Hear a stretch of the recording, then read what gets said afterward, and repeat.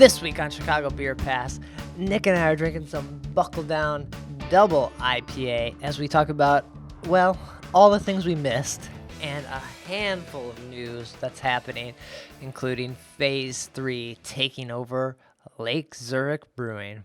All that more on this week's episode. Here we are, hitting up events, drinking our way through Chicago beer, and trying not to miss a thing. Yeah, because, the cork popped out, boom, it flies like fucking 10 feet. We're like, yeah, let's do it. All you have to do is add some fruit, stir it up, and ride that milkshake wave. Whenever I see him, I gotta take a photo with the most decorated brewer in Chicago, Jonathan Cutler. It'll be like the stuff you hear. Every time you go to Floyd's, all the music sounds like this. Raw, raw, raw. Sometimes you want a small beer, but really, you want a big beer. You gotta take in all those big aromatic hops. Hey, what are you doing this weekend? Waiting in line for a bottle release? Should have never been a fad. The black IPA is delicious. Hey, and welcome to Chicago Beer Pass. I'm Brad Chmielewski. Brad, what's up, man? I'm Nik White. And we are gonna get drunk again on this episode. I love the color scheme too, man. It's Loose Keys color scheme, black and orange all day. Yeah, it's quite nice. This is the Clencher double IPA from Buckledown. This is 3, and 4 is in a green kind of color can, and it came out like a few weeks ago. Oh, it's a series, huh? Yeah, I guess so. Right on, Clencher. Mm-hmm. This was canned, 8/27/2019, so it's a little old for an IPA now. It's got some legs on it. But I've already drank a 6-pack of this beer. Today. I really dig this beer. Like, it is everything I kind of want from an IPA. It has that juiciness, but has the big hops that feel bitter and piney and earthy, but It's not got too orange juice. Layers. It's got some nice layers. And then, there's something to be said about it, because here it is, we'll say September, first week of September, and here we are in January. Yeah. And it says something about their process over there, what they're doing with these things, because this still works. Yeah. And I was at Binny's yesterday, buying some High Life and Chug Life for something we got coming up. Yes. And I saw this beer. It was on sale. It was like $11.99 for a 6-pack. So, well, I didn't buy it then, but I had already had it. But I was like, oh, that's a great deal for this beer. El Dorado, Simcoe, Calypso, and Amarillo. You don't hear about the usage of Calypso a whole lot. No. Got to change up your hop game now that those New Zealand hops are, burned up. So. God. Too soon. There's probably still burning over there, Brad. Goddamn. Yeah. But yeah, I'm digging this beer. It's good. We got 4 more to go, and if you were watching or listening last week, man, we got toasty off of that double IPA. What was that? What was that we were drinking, man? Oh, from Space Crystals down south. Little Beaver. Little Beaver. Yeah. That was a fun ride, man. Mm-hmm. That'll shake any kind of day you had. It'll shake it right the fuck That up. one was only 8 or 8.6, so we're right here, ready to go. All right, Tuesday night. Hello. Well, it's good because we did absolutely nothing. We did jack shit. So thanks for listening. That's it. Show's over. All right, see you. 3 minutes. But no. We got some events to talk about that are coming up. We got some news. I did go to Half Acre for lunch. Got myself a burrito/wrap. This is the unofficial, official Half Acre pod. Yeah, so. We got Half Acre glasses. Oh, yeah, we're drinking out of these Bodem. These Bodie. I had my first Bodie of 2019. Nice, okay. 2020. It tasted better than last year. Okay. Yeah. It don't taste the same. It don't taste the same this year. It was the beer of 2019. It was definitely the beer of the summer. And, time and place. Maybe it's not summer. Maybe that's why it's hitting differently. Okay. I tell you, because I had this peanut butter cuppa, Phase 3 Maplewood, peanut butter, whatever they're calling it, Nutter Flutter. Okay. I had it after, like a post-meal kind of thing. And, I'm bitching. Not a lot of peanut butter. Where's my peanut butter? You call it. Where is it? I don't get it. You called him up? I didn't call him up. Wanted to. Didn't. Had it maybe 2 days ago. And first thing I'm thinking, man, oh, goddamn, there's tons of peanut butter in this. It's just strange. Time and place really affects these beers, man. It's the same beer. I'm the same dude. A couple weeks apart, and I got tons of peanut butter, and I got none. Not very little, just aroma. Very little, though. Anyway, this is what we do when we don't go to stuff. We start, Time and place affects that. Yeah, Bodam. Maybe it's not the time and place for it. little Bodie. I had a rice IPA when I was there. Raj said he was, waitering or like working tables. That guy. I think he's one of like 2 or 3 employees that have been there long enough to get like a sabbatical, right? After like 10 years. It was Matt and Gabriel, and then then basically Raj. He's the original Half Acre Crew, and he loves what he does. And he's still working the bar, clearing tables. Meeting the people. Every time I see him, he's like super jazzed up. He's a swell guy. I like seeing him. He's got like if you ask him about the beers, he has like them all on his phone, like recipes. He'd be like, "Well, let me see what it was." And he'd be like, "Oh yeah, it did have this in there." And you're like, oh, "Damn, it's fun." Yeah. One day I came to after a double shift, I came to Big Hugs on like a Sunday morning, and I didn't have a hat because I wanted to be there because it's a time thing, and Raj kept seeing me, squeeze my ear to my shoulder because I was so cold, and he gave me a Half Acre Scully, man. Oh, nice. No, Raj saved me that morning. Too kind of him. Very kind guy. So that was my only stop. So, but coming up this week, speaking of Cuppa, it's 5 years of Maplewood. The Maple Room, It hasn't caught on like I hoped. No, it's they're still at the end of that block. They used to be the brewery that started as. I don't think the Maple Room has been for 5 years. Oh, just the brewery. Maplewood. Yeah. They started as Mercenary. That's right. But then Odell, who has like a Mercenary IPA, said you need to stop, and then they switched to Maplewood, which is a better fit for them because they're on Maplewood. Yeah. So. But they're releasing a cup of stuff for that with vanilla, chocolate, and Oreos. Stuffed. Double stuffed kind of thing. The first 45 people get like something special. I want a cup of mug. I think it's a mug. But there'll be limited merchandise, hats and shirts and cups, and then other cuppas. That's gonna be nuts. If you're into $30 worth of barrel-aged syrup, theirs is fantastic. If you got to be into that thing. I know Rev had one. They had a barrel-aged straight jacket syrup for like $23. If you're into those things, dare I say it might be worth it. Okay. Yeah, I mean, there's no substitute for good syrup, Brad.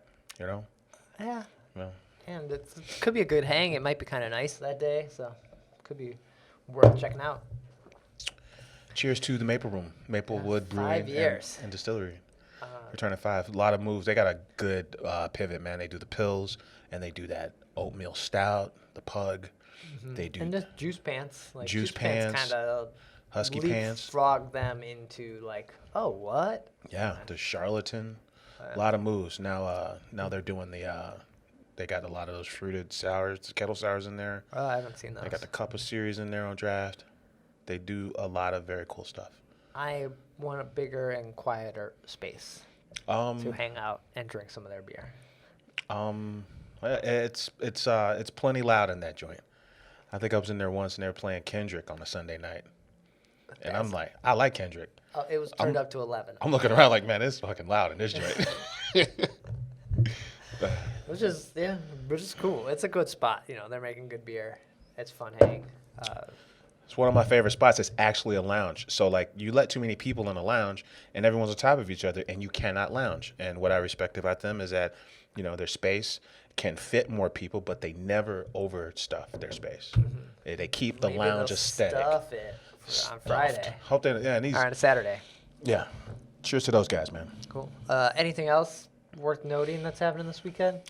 This weekend, I don't know. There is some cool stuff on the horizon. Well, we are going to a preview of Friday Night Flights Oh, yeah, that's right. Thursday, which kind of, I think of Friday Night Flights and I think of summertime. Yeah, so.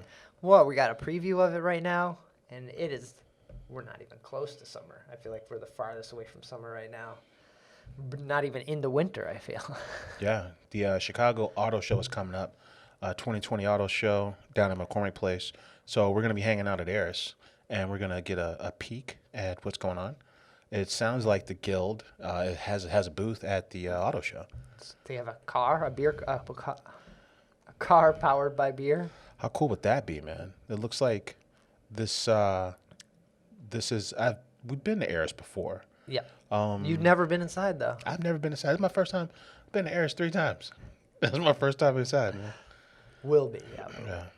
So, yeah, we're gonna meet the auto show folks, and there's gonna be 12 breweries On Thursday. for the sneaky peek. Oh, okay. Yeah. So Friday Night Flights Guild event kind of celebrates neighborhoods, right?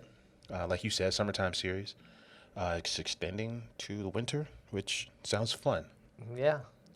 What's up? We're gonna get some glass, because on the beach you can't really have glass. You got these little paper cups. They're gonna give plastic glass cups there at Eris. or at the At the auto show. auto show. Maybe you'll drink out of little cars Like the tequila that's shaped like a Tommy gun. or gas cans. When's the last time you've been to the auto show, Brad? Probably at least 6-7 years ago now. Yeah. All the steps when you get to that place. Yeah. I think last time I've been like 2003 or something. Okay. Yeah. It's neat to see. Like it's probably pretty neat this year, especially 2020. You may see some like fun cars or things pop up this time. Man, I saw a BMW concept car that looked pretty cool, and I kind of want to see it. It just looks like it looked like something out of Total Recall, where it's really just all wheels, and the car is like kind of the whole car see through. Oh, It looked like really a bubble car. Yeah. Oh yeah. It looked pretty rad. Yeah. Damn, Yeah, it was like their electric car. that's cool. Concept cars are always a win. Always a win at those Yeah, things. that's like the best way. I'm not gonna buy this new 2020 Ferrari. Like I want to see the cool cars that you're never really gonna make, but are neat to see. No. Cool. So yeah, we'll be at Eris previewing Friday Night Flights. Our buddy Josh Riley will be in. Oh, right on. Probably pouring one out for the Bears. Yeah, man. Bourbonnais is no longer home to Chicago Bears training camp. Mm-hmm. And ever since I can remember, that's where you would go for that. But we've never been for that. We've been to Bourbonnais for Brickstone. Yes. And I would think Brickstone probably benefited from the Bears being there. But the people that go to Brickstone are probably local Bourbonnaians. Are you a Bourbonnaise? Bourbonnais? A Bourbonayer? Bourbonaire. There's Frank Lloyd Wright house down there in Kankakee. Okay. Right off the river, which is kind of cool. Nice. Yeah. So they're moving. The Bears are moving up to Lake Forest, which isn't that far from. In the other news, the Lake Zurich, right? Yeah, I think you're. I feel like it's got to be right there. Lake. How far away? Lake, How far away can Lake Forest be from Lake Zurich? Right. Right. It's But then you talk. closer than Bourbonnais. I know that. That's a fact. That's a fact. Yeah. I mean, the Bears moving makes sense because the Bulls used to practice in Deerfield at the Berto Center, and the Bulls practice across the street now from the United Center. So it makes sense to just do the practices preseason where you closer to where you are anyway. Yeah. But yeah, it sounds like Phase 3, who was brewing at Lake Zurich, is gonna buy Lake Zurich. That's awesome. That's So- like a coup, like a hostile takeover kind of thing, or like any of those like I don't know, insider kind of like I'm gonna come in, destroy this company, and then we're gonna take it over. Regardless of where you stand on the Phase 3 phenomenon, it's like nothing we've ever seen. The Sean, the brewer guy, hit the scene like a tornado the last 3-4 years. Best in show at Fobab his first year, best in show runner-up the second year, and they were only open for 6 months when he took best in show at Fobab at Moore. For more. And the same frenzy that he had at Moore was in place when he was at Schaumburg, Ram. People were coming from all over to go to these remote locations for this guy. So then, he goes from Ram to Moore to start his own thing. And it just gets bigger and bigger every time. And now he's taking over the spot that he was contract brewing. That's crazy. Yeah. You got to love that, man. That's awesome.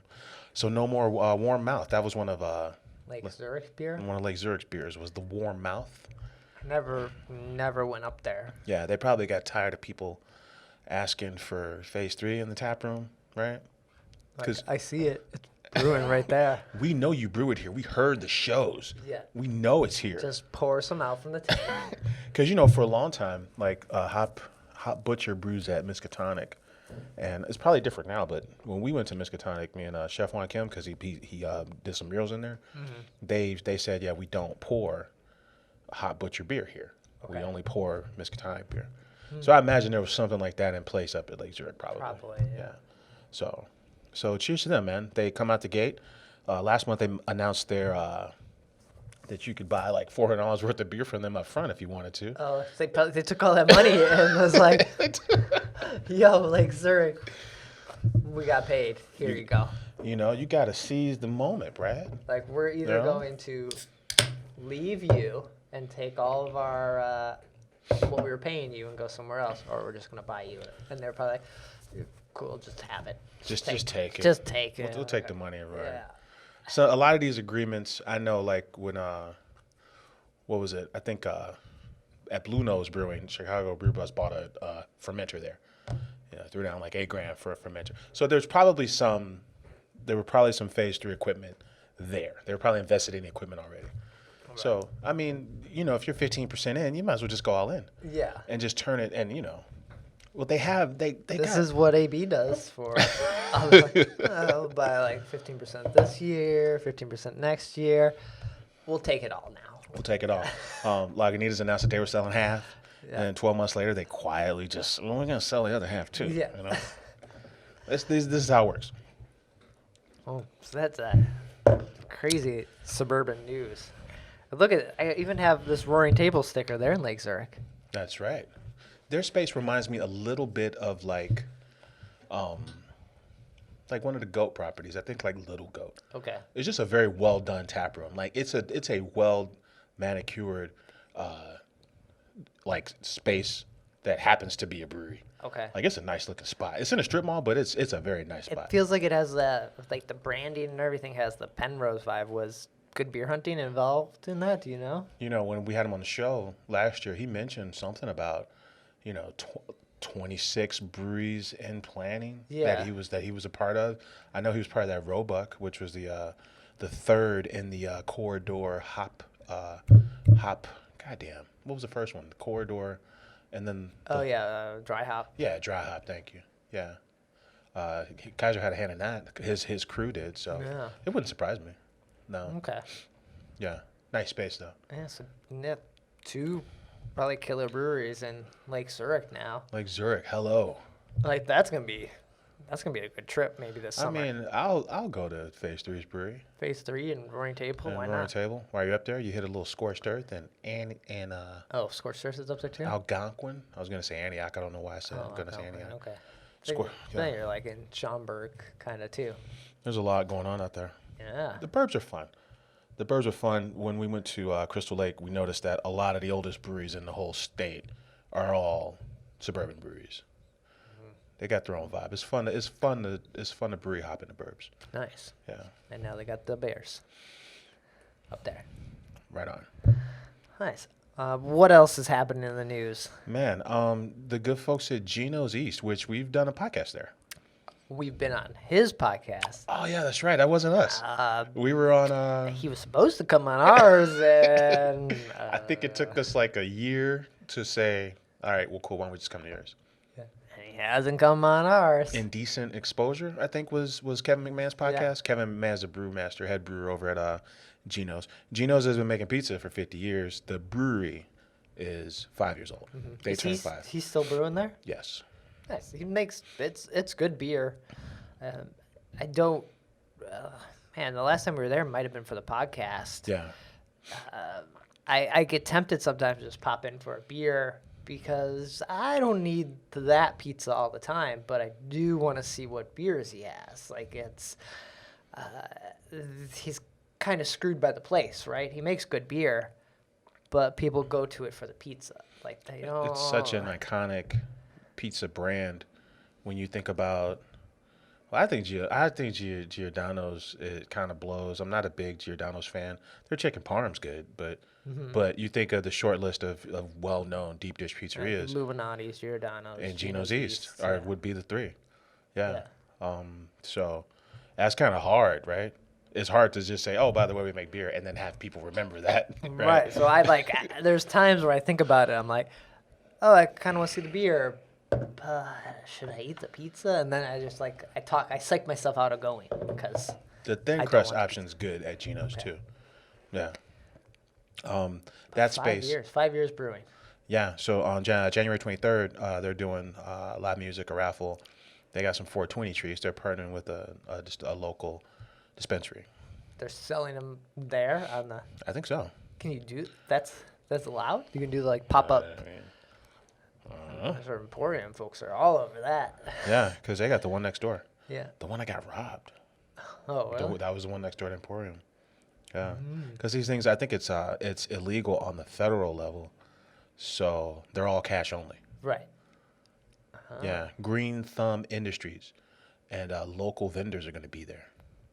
Maybe there's some kind of license for that, right? Pop up shop thing. I guess it's Some kind of pop-up. if it's legal, it's legal, right? Like you can have a pop up shop for anything that would be legal, right? That's I true. don't know what kind of rules are in place. Yeah. That's But whoa. cheers to him, man. I love that space. There's a comedy club on the second level. That used to be Michael Jordan Steakhouse. The mural in the tile is still there at the entrance, but then it was Lalo's, Yeah. which was a margarita joint back in the day. That was the old Chicago Power Company. So I think like back when there were Lalo's then the power company, right? when there was pre, Oh, but then it was called the Chicago Power Company, which for was like a bar or something. like a club Or something. kind of bar thing. Yeah. Yeah, I think that's where the pulleys for the trolley car. I think there were trolley cars in Chicago at one point. Oh. I think it was related to that. Yeah. Okay. So basically, a lot of history in that building. It's a gorgeous space, and it's a brewery, and they're turning 5. It's right downtown, man, right by the Rock and Roll McDonald's over there. Rock So- and roll. McDonald's. So when is this party? When's the That's the 23rd. 23rd. And I Yeah. kind of want to check this out. Like I just kind of want to. It'll be fun. I'm right down there. I'm like a See couple what's blocks away up. from Yeah. there. Yeah. Nice, I'd be okay. down for that. Feels like man, everyone's having a birthday here Yeah. this year. As part of our misses, Haymarket turned 9. Right. Claire's. I didn't get to make it down I there. didn't go either. I was curious about the barley wine in 4 different barrels, 4 different barrel variants on the barley wine. Okay. I was curious about that. I didn't make it though. We blew it this last week. We blew it hard, We gotta man. step it up next week. Should be good. Anything else in the news? Cheers to Spiteful. They're playing with these stouts a lot lately. Chocolate layered cake. They have a 4-pack, mixed 4-pack of that going on, where it's like it started as a chocolate thing, then it's like a cherry almond thing, and all the flavors in the middle. They're doing a barrel-aged Malevolence Chocolate Caliente stout release, along with Hostile Harry, which is their barrel-aged barley wine. They're doing a cinnamon bun version of that. Damn. Yeah. So When's that? January 31st. Okay. Yeah. I think the Malevolence, not the barrel-aged one, but the Malevolence might be my favorite beer from them just overall. Damn. Okay. Yeah. I don't think I've ever had it. Like, It's like a Mexican hot chocolate stout. People went nuts over the barrel-aged version back at Wells Park in 2016. Well, it was a closing ceremony to Beer Week. do you think the people will care this time around that this release is happening? Like, I'm hoping that there's Spiteful kind of flies under the cool kid beer radar, but they do cool things. that is very true. Yeah. I'm kind of hoping that whenever I decide to get there that weekend, It's there. It's there. That's my hope. Okay. Yeah. The 31st is a Friday. So if I roll in there Sunday, maybe they got some. Yeah. So. 31st. Okay. But yeah, that is a delicious beer. Their barley wines are good too. Nothing beats just hanging out, when they got those big windows open when we did the opening. Yeah. Open for Beer Pass, just hanging out in those windows with a nice barley wine at Spiteful. One of my favorite places to be. I like that place. Yeah. Summertime on that block right there, Spiteful and outdoor at Half Acre. Just like, this is what you love Chicago for, kind of thing. It's a win. It's very nice. Let's see what else is going on in the news. We talked about Friday Night Flights coming up. Our boys, the Hop Review, they decided to shut it down. Rest in peace. This is why we heard rumors of Ultra Fresh. Not like that might have been the last Ultra Fresh. So they knew that they were probably shutting this down, or had like talks of like, yeah, this is too much work. Yeah. But they shut it all down. Yeah, I think when I met the Hop Review, there were 3 of them. They all had Michigan roots. I think 2 of them went back to Michigan. Well, Tom White started slinging suds for Collective Arts. That's right. And then the third guy, Nick, I think he just flat out moved back to Michigan. Yeah, I don't know if I've probably met him once, but then Jack is still here. Yeah, Jack's here. Jack's running, Jack's got that consulting firm down by Goose, Fulton, whatever you call that thing over there. With Stout Collective, Mac Tanaka. Yeah, they got a whole collective over there where they do like all kind of design work and consulting. But I think it just became overwhelming, it sounded like. Yeah, I guess. I don't... it gets hard to do it on your own, right? If that's how he maybe felt, like it was very Chicago focused, because that's just what they kind of were. Yeah. And so it started to be maybe just, a lot of work, I'm sure. Like, what are you at that point, right? Are you a U.S. beer blog that can only cover 2 states? So. Yeah.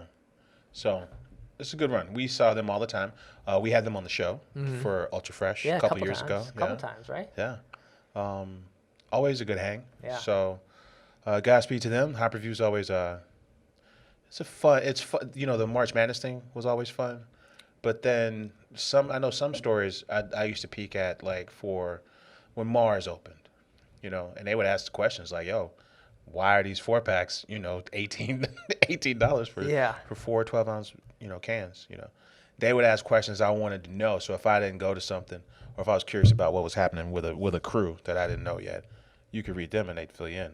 They did some nice long reads. We're kind of, your go-to Chicago beer fun, although there's, guys drinking beer and the Tribune, but, I liked what Porch Drinking and Hop Review were doing, or are doing. Yeah, the scene is so big that it's too much for one crew to handle. So you kind of can appreciate when any of these crews just decide to get down and stay with it, because it completely goes over your head. It's hard. Yeah. It's hard to stay tuned in. We've seen plenty of things come and go in. Oh man, they all come and go, man. We got Beer Download is gone. Yeah. They had a huge run. Beer Download was one of my faves. It was a podcast and it was a tournament. So I guess it always had the definitive end, right? Because it's a tournament. But yeah, they're gone. Hopcast, basically, we just kind of on hiatus. We're all long hiatus. We're all hoping for the return. On hiatus. Hopcast is going to come back. They're going to be dressed in. It's going to be a black and white episode. Yeah. And it's going to be like this French movie. Everyone's going to have tuxedos and little mustaches when the Hopcast returns. It could happen. We got Suburbia. Yeah, that's true. We had what's her name? She had Kate had her blog for a while. Jessica Murphy, Girls Like Beer Too. Yeah. Yeah. Was it Kate? No, Kate. I don't know Kate. I'm trying to think of who Kate is. She was. Oh, you're talking about. She actually writes for Good Beer Hunting now. Yeah, but she had her own thing with like art stuff, right? I can't remember the name of it. We're thinking of 2 people. I'm thinking of This sucks because I see her face, Steph. I'm thinking of Steph. Okay. Stephanie Boyce. Okay. And I'm drawing a blank on her thing, but she writes for Good Beer Hunting now. Okay. Yeah. And then Kate, I think you're thinking of like Kimberly. I thought it was Kate. It starts with a B. It's like, God damn it, Brad. She had like art stuff, and she'd have her own booth. She did like cards and stuff people could buy. Yeah, she had her own booth at festivals. Really cool stuff. But she kind of, I think she got another job or became a different part of the industry and kind of like. It was all about, her thing was all about, Her thing was all about illustrations. Yeah. It was like beer-inspired illustrations. And she would have a booth and she would sell all these neat, I don't know, calendars or postcards or, maybe, I don't know, whatever, right? Yeah. Arts and crafts. Yeah. Yeah. But she like covered the beer scene too, a little bit. There was someone else. Oh, Chi-Town on Tap. Yeah. That was Paul Snyder's thing when we first came around. Yeah, things kind of come and go. A lot, and in some of those instances, people just kind of like Paul Snyder's a brewer now, right? Yeah. He was a brewer in Salamoto, now he's a brewer in like another state. Yeah, I think a lot of people do it on. Suburbia, he took on a gig at like a tap room. Yeah. And now he's like at a He brewery. was at Plank Road, and now he's at Riverlands. Yeah. So some of these things you just kind of You start because you love it and you want to get into it. And then you get into it. And you're like, well, I did the thing. Right. And so now why keep doing the thing? Because you kind of met your goal, right? I think the things that kind of like stick around, like in Hop Review's case, or Beer Pass, or guys drinking beer, like guys that love it, and then it's not. They're not doing it to make money, like going to find another. Yeah. Find a spot at an actual brewery. Yeah, like I love the people in this. Yeah. Like I don't need to work in it, but I love the people and everyone we meet. Like it's an amazing thing. So I like just supporting the whole thing. So it's cool. So yeah, I don't know. I've seen a lot come and go. It's cool. That was fun naming because there were and then cheers to anybody who decided to, even for like 3 months, take your love for it beyond just drinking it. Yeah. And talking about it with your friends. Like go not just an alcoholic. Go that other step and say, hey man, let me help kind of chronicle this thing. Let me help push this thing forward by, pictures and words or video or anything. Yeah. Because like we said, the shit's so big that not one crew can handle it. And even if one crew could handle it, seeing everyone's idea of how it should be covered is really fun. That's a fun part of being in this town, because there's so many. You go to these things and there's so many options on how to view stuff. Yeah, and that's just us local knowing like stuff pops up all over the place and disappears and. Yeah, so right on, man. Sounds cool. Yeah, sorry to see Hop Review go, but they had a great run, 8 years. Yeah. Nice, awesome. Anything else? Let's switch gears a little bit. Okay. Let's talk about White Claw. We're talking about the past. We got to talk about the future. The Claw. We're going to talk about those, people shooting the White Claw and chugging it. Let's talk about no laws, man. White Claw. Have you seen those videos yet? It is ridiculous. These fucking people. America, man. I don't have a gun, so I can't shoot my White Claw off. I got nothing, man. I'm like, you know what? Let me not be around you when you pull out your gun and shoot off your White Claw, man. What's the story when you go to the hospital and be like, I was trying to shoot my beer off and drink it, and like I shot my hand. Like I don't. I shot my neighbor in the throat. I was trying to open my beer. What? Now you got a murder case. You're fucking around. If you have to use your gun to open your beer, I don't think you should be able to own a gun. That might be my stance on that. If you use your gun for anything besides shooting things, you don't need a gun. Like I don't know, you don't need to open stuff with it. Besides a door, if you're a cop, I guess. I got nothing, man. We got. Rather be caught with it than caught without it, I suppose. Okay. Right. All right. Because they're coming for your guns, man. They're gonna try to take people's guns, man. Yeah. But that's a different episode. All right. Let's get back to it. The Claw. The claws, man. No laws, man. So the maker of White Claw and Mike's Hard Lemonade have announced plans for a West Coast production facility.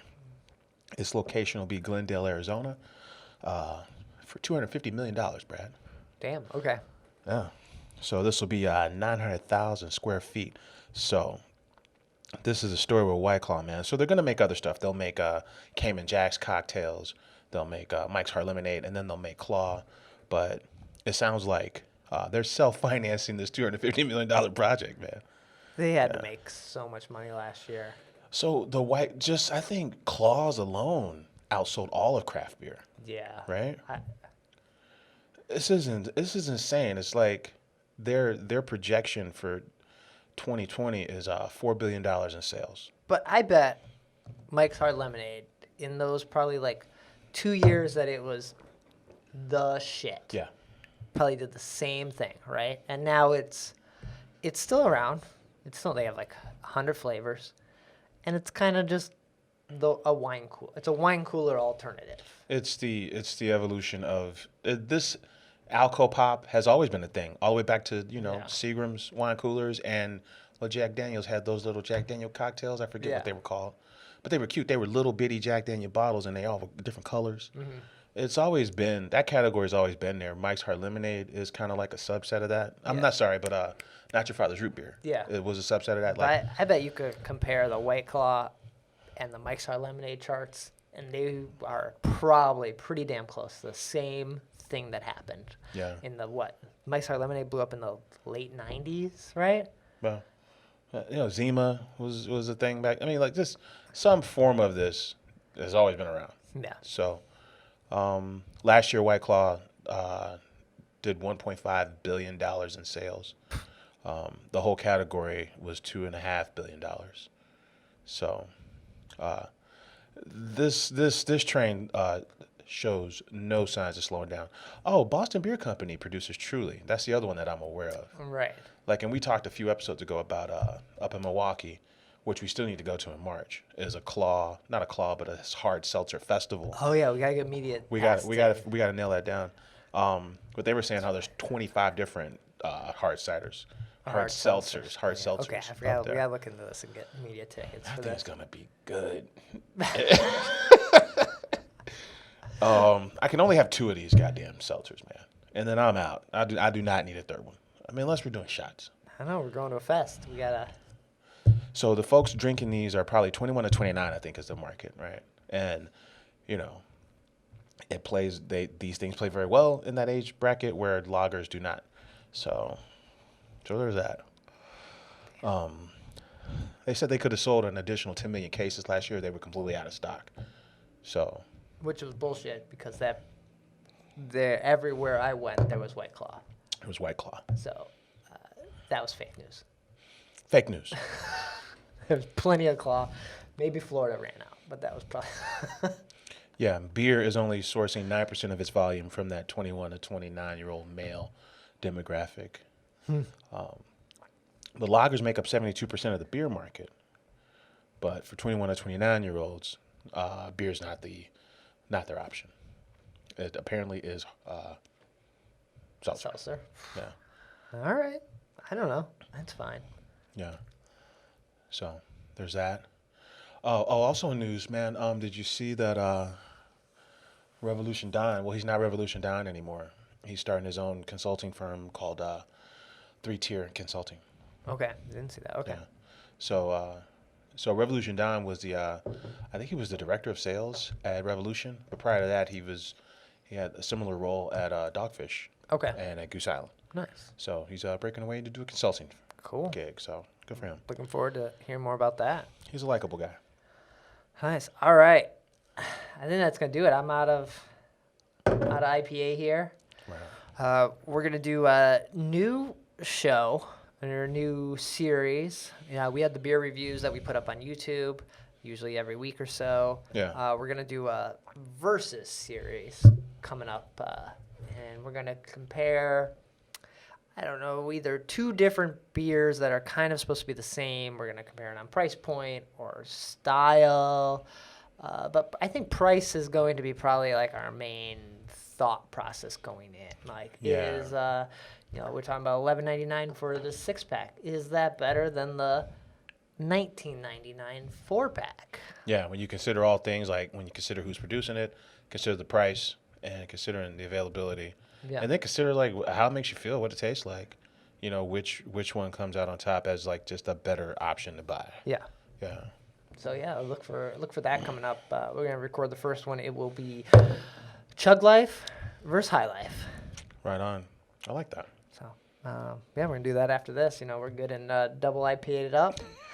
And we're ready to mellow out with some, adjunct lagers. But that's going to do it for this week's episode of Chicago Beer Pass. Nick, where can people find you, get in touch when we're not here? Right on, man. I'm on Twitter at Nicosio. And I'm on Twitter at BRAD, Chicago Beer Pass, Twitter, Instagram. We slacked this week. There was like 2 photos. We'll do better. We promise. Follow us. Like those photos, please. Smash those like buttons. We'll be back next week talking about Friday Night Lights. Maybe some cup of stuff if we make it there. Take care. Cheers.